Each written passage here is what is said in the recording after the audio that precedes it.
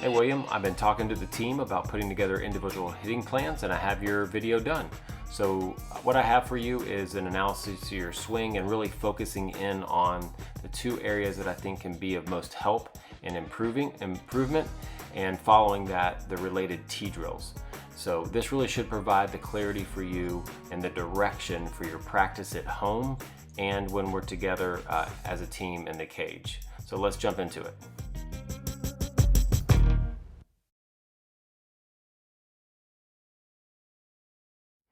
All right, William, let's get into the swing here. I'm not going to spend time on the whole swing, just the first couple of things that I thought would be most beneficial with your hitting plan as it begins. But let's go ahead and get into kind of your launch position. There's your pullback and what you're doing with your front foot. I will just say, just to call out, I love that you have hip coil with your right hip.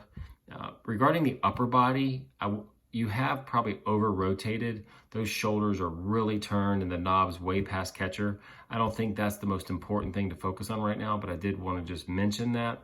And so let's just jump into exactly what I think we should focus on. And so let's begin by knowing that you did create that part of the launch position with your upper body. And what we know though is that that should stay there until the front heel lands. Let's take a look at your front foot.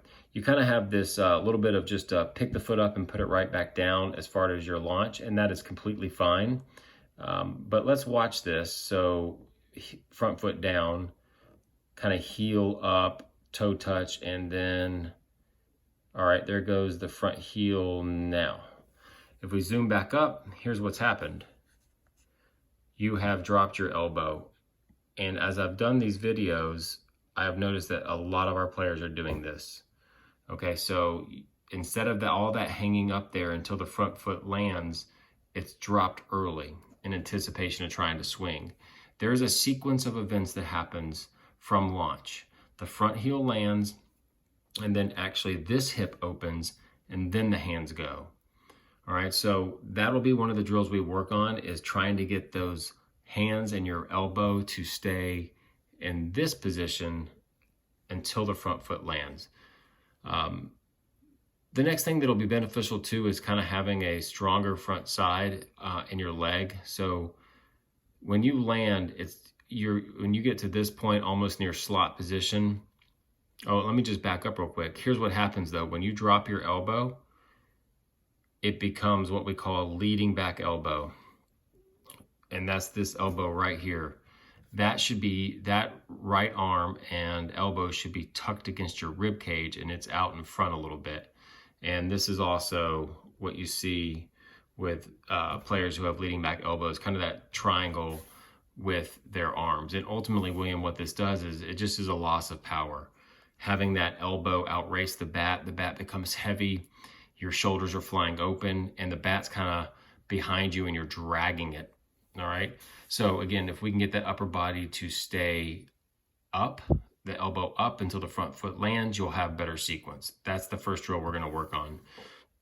The next thing I was just mentioning again was just a stronger front side. I would love for this front leg to be a wall that you're swinging against. And it just is, it could be stronger here. And I think if maybe we work on your stride, you can still do kind of a baby toe touch, kind of. You don't have to take a stride forward, but I think we can make it stronger. But the second, really, that was more of just a side note, but the second drill we're going to focus on is, as you pull through here, I want you to notice you're kind of in the slot position, knob to pitcher here. But look at where your body's facing mainly. It's all forward. Here, at impact, you're probably actually even open. Now, if I were to reset this, you're probably actually all going that way, and you're just now at impact. And then kind of going through here, then you kind of straighten a little bit out, right? So what I would like to do is work on drills that to this point, you're all centered on the ball. That's good there, but what if you could maintain that upper body posture towards the ball before impact, at impact, and slightly after, all staying on the ball? It's going to make you a much more powerful hitter, a much more consistent hitter, particularly when balls are thrown to the outside part of the plate. So that'll be the second thing we work on.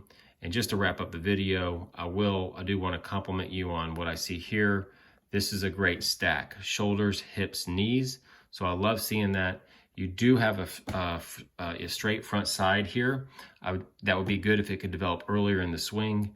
And again, finishing here, kind of fall off it a little bit, but I really like where you're at right there with your weight distribution. And lastly, I would say you have a pretty good swing plane, slightly uphill. So I like that as well. All right, final recap. Keep the upper hands up, elbow behind fist until the front heel lands. And then we're gonna stay on the ball before, at, and just after impact instead of the shoulders flying open towards center field. Let's get into the drills. Okay, this next drill's to focus in on making sure that the hands and body don't lunge forward during the swing, really specifically during launch. So everyone knows that this is launch position, but in reality what happens, we're eager to hit the ball, and when we go to do our pullback and stride, which is launch, we rush with the hands, and it ends up looking like this, right? We're not patient, keeping these up until the front foot lands. So the drill today is Babe Ruth, the Griffey drill. Take your normal stance, again, making sure that the tee is in front of a home plate. Take your normal stance, then pull it back to just a couple inches, okay? And you're gonna take a stride and be kind of slow with it. Go ahead and get into your coil, a little bit of a hip coil here, knob to catcher. Feel that in kind of your back hip. And then you're just picking up your foot and you're striding that longer distance, keeping the hands up here, elbow behind fist until the front heel lands. Here we go. Coil, sit into it. That. All right, a modification of this is you can take a ball, same thing set up, put your foot on the ball, and by having your foot raised, you're really going to have to feel more into your back leg. So foot on the ball, coil, and then just pick it up and hover. Keeping the back, again, keeping this up until the front heel lands. That's the Griffey drill.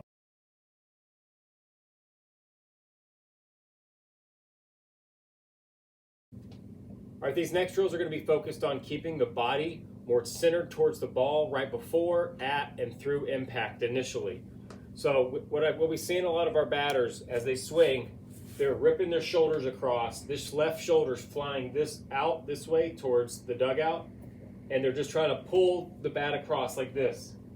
Okay, and what we need to do is as we get to launch and we get into slot and we're connected and we release towards the ball, extend, we need to stay centered towards the ball as long as possible. Yes, ultimately, the chest opens up towards center field.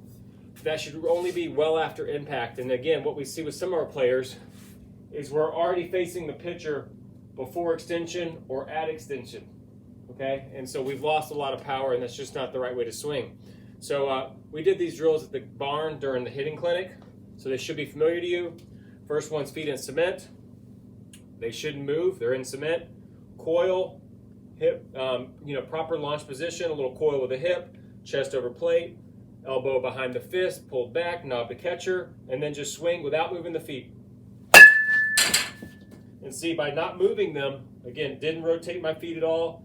I had to stay chest towards the ball. Do that 10 to 15 times. The next one's called Scissor Drill. This one's a little bit more like the movement of your swing, but your back foot is back about the length of a foot. So go ahead and take your normal stance. Come back to probably the back of your shoe here. And you can go ahead and just take a normal stride to launch and swing. Like this, all right? But because you're closed off, you're gonna have to stay, again, more towards the ball. All right, the last one we're gonna do is probably, after you've done those through 10 to 15 times, this is just called the walkout. Normal swing, but I want you to take a couple steps past the tee after you swing. So this should bring it all together. you're doing your normal swing, but because you're walking out, you're going to have to mentally think about staying on the ball. Looking at the picture on all tee drills. Just like that. So those 3 drills should help you staying on the ball and not flying open with the shoulders. All right, William, that wraps up your individual hitting plan for now. Again, these drills should provide the clarity of what you're focusing on both at home and when we're together at practice in the cages. It's going to take a lot of work. It's hard to break kind of muscle memory that's been there for some time, but a little bit of inspiration. This is Cooperstown Dream Park, and I guarantee you, if you put in the hard work now and in the months ahead, by the time we get to New York, it'll all translate to a lot of success for you. So I look forward to catching up with you and working with you further.